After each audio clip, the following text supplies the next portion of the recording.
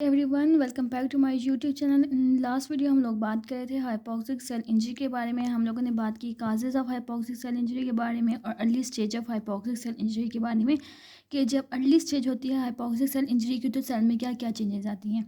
अभी हम लोग बात करेंगे late stage of hypoxic cell injury के बारे में। तो लेट स्टेज में हमारे पास क्या होता है, मेम्ब्रेन डैमेज होती है, प्लाज्मा मेम्ब्रेन डैमेज होती है, लाइसोसोमल मेम्ब्रेन डैमेज होती है और जितनी भी अदर ऑर्गेनेल्स हैं उनकी मेम्ब्रेन डैमेज होती है।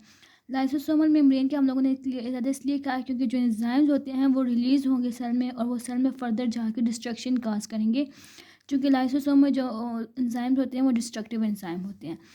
अच्छा, एक चीज़ ये इंपॉर्टेंट है कि जो लेट स्टेज है यहाँ पे भी रिवर्सिबल टाइम है, यानी कि रिवर्सिबल इंजरी हो सकती है, इंजरी रिवर्सिबल हो सकती है। इसमें कुछ रिवर्सिबल मॉर्फोलॉजिकल साइंस होते हैं डैमेज के, जिसमें हमारे पास आ जाते हैं myelin figures. Myelin figures basically क्या होते हैं, ये वर्ल्ड लाइक स्ट्रक्चर्स होते हैं जो कि ओरिजिनेट होते हैं from damage membrane. For example ये किसी ऑर्गेनेली की या सेल मेम्ब्रेन की मेम्ब्रेन है, यहाँ से डैमेज हुई है तो वो यहाँ पर आके ऐसे गोल गोल सी हो जाती है, वर्ल्ड से बना लेती है, तो उसको हम लोग कहते हैं वर्ल्ड लाइक स्ट्रक्चर या माइलिन फिगर्स। तो जब सेल मेम्ब्रेन डैमेज होना स्टार्ट होती है तो वो सेल में वर्ल्ड लाइक स्ट्रक्चर्स अपीयर होना स्टार्ट हो जाते हैं, ठीक है।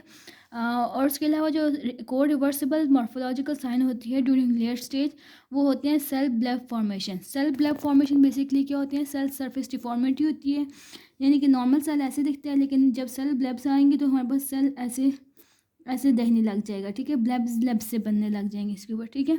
और ये हमारे पास क्यों होती हैं, बेसिकली ये होती हैं जब हमारे पास सेलुलर साइटोस्केलेटन डैमेज होता है तो ये सेल ब्लेब्स बनने लग जाते हैं, क्योंकि सेलुलर साइटोस्केलेटन का फंक्शन क्या है कि वो हमारे पास सेल्स को प्रॉपर शेप देता है, लेकिन जब साइटोस्केलेटन डैमेज हो गया तो सेल ब्लेब्स बनना स्टार्ट हो जाएंगे ऑफ द सेल। दो चीज़ें, एक और चीज़ यहाँ पे इंपॉर्टेंट है कि माइलिन फिगर जो बनते हैं, ये जो सेल ब्लेब्स बनते हैं ये हमारे पास रिवर्सिबल साइंस होते हैं। इनकेस अगर हमारे पास हाइपोक्सिक सेल इंजरी रिवर्स होती है तो ये साइंस हमारे पास डिसअपीयर हो जाएंगी, ठीक है। मतलब कि साइटोस्केलेटन भी ठीक हो जाएगा और सेल शेप ठीक हो जाएगी और हमारे पास जो वर्ल्ड लाइक स्ट्रक्चर्स बन गए हैं ये हमारे पास डाइजेस्ट हो जाएंगी और जो सेल मेम्ब्रेन होगी डैमेज वो भी हमारे पास रिपेयर हो जाएगी। यहाँ तक हमारे पास जितनी भी चेंजेस आती हैं सेल इंजरी की वो सारी रिवर्सिबल हैं। नेक्स्ट जो हमारे पास स्टेज आती है हाइपोक्सिक सेल इंजरी की वो होती है सेल डेथ। सेल डेथ जो होती है इरिवर्सिबल होती है और ये क्यों होती है, जब हमारे पास सिवियर या प्रोलॉन्ग इंजरी होती है तब हमारे पास सेल डेथ होती है। जब सेल डेथ होती है तो फर्स्ट चेंज ये आती है कि हमारे पास इरिवर्सिबल डैमेज होती है सेल मेम्ब्रेन को। जब इरिवर्सिबल डैमेज हो जाती है सेल मेम्ब्रेन को तो मैसिव कैल्शियम इन्फ्लक्स होता है। जब हमारे पास मैसिव कैल्शियम इन्फ्लक्स होता है जो एक्सटेंसिव कैल्शिफिकेशन हो जाती है माइटोकॉन्ड्रिया की, एज अ रिजल्ट जो है माइटोकॉन्ड्रिया फंक्शन नहीं कर सकता और हमारे पास सेल डेथ के चांसेस इंक्रीज हो जाते हैं।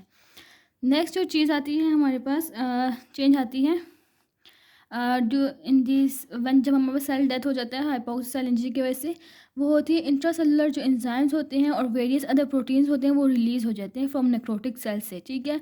जब वो नेक्रोटिक सेल से रिलीज़ होते हैं तो एज अ रिजल्ट हमारे पास ये क्यों होता है, क्योंकि सेल मेम्ब्रेन की इंटीग्रिटी ख़त्म हो जाती है जिसकी वजह से जो उसके कंटेंट्स हैं वो रिलीज़ होते हैं from to outside the cell, ठीक है। और ये इंडिकेट करते हैं कि बॉडी में निक्रोसिस हो रही है, यानी कि अगर हम लोग ब्लड टेस्ट करें तो ये कुछ मार्कर्स होते हैं जो कि इंडिकेट करते हैं सेल डेथ की। इसकी अगर हम लोग एग्जांपल की बात करें, कोई माइकोडियल एंजाइम इन सीरम अगर हम देखते हैं तो वो हमारे पास इंडिकेट करते हैं कि हाँ भाई हमारे पास मायोकार्डियम में हमारे पास निक्रोसिस हुई है।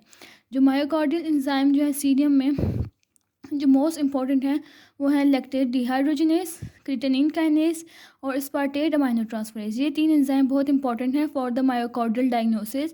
अगर ये तीन एंजाइम्स मौजूद हैं इन द ब्लड सीरम में तो हमारे पास ये इसको इंडिकेट करती है कि मायोकार्डियम में निक्रोसिस हुई है। उसके अलावा हम लोग बात करें, कुछ लिवर एंजाइम्स हैं सीरम में हम लोग देखते हैं जो कि हमारे पास इंडिकेट करते हैं कि लिवर में निक्रोसिस हुई है। तो एग्जांपल्स हमारे पास लिवर एंजाइम की है aspartate amino transferase, alanine amino transferase, alkaline phosphatase, gamma glutamyl transferase. ये चार एंजाइम जो है हमारे पास इंडिकेट करते हैं लिवर इंजरी को या लिवर निक्रोसिस को। अच्छा, नेक्स्ट हम लोग बात करेंगे vulnerability of hypoxic cell injury. यानी कि कुछ सेल्स होते हैं वो हाइपोक्सिक सेल इंजरी को ज़्यादा देर तक बियर कर सकते हैं, कुछ जो होते हैं कम टाइम तक बियर कर सकते हैं। ये डिपेंड करता है कि सेल की वल्नरेबिलिटी क्या है टू हाइपोक्सिक सेल इंजरी। अगर हम लोग बात करें परकिंजाई सेल या न्यूरॉन्स की तो वो 3 to 5 मिनट तक ही हाइपोक्सिक सेल इंजरी को बेयर कर सकते हैं, उसके बाद सेल डेथ हो जाती है, ठीक है। वो इसलिए क्योंकि हमारे पास मोस्ट सस्पेक्टेबल होते हैं हाइपोक्सिक इंजरी के, ठीक है।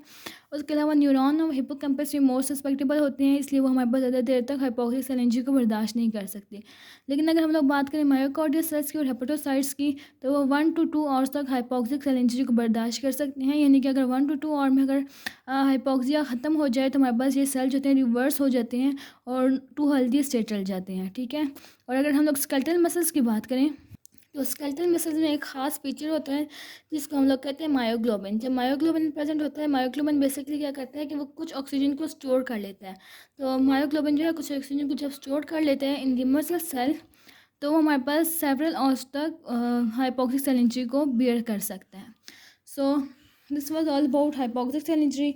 नेक्स्ट वीडियो में हम लोग बात करेंगे free radical in the bodies के बारे में, कि कहाँ कहाँ से आते हैं फ्री रेडिकल और कैसे डिजेनरेट होते हैं बॉडी में, और बेसिक कहते हैं किसमें free radical. So it was about, हम लोगों ने बात की है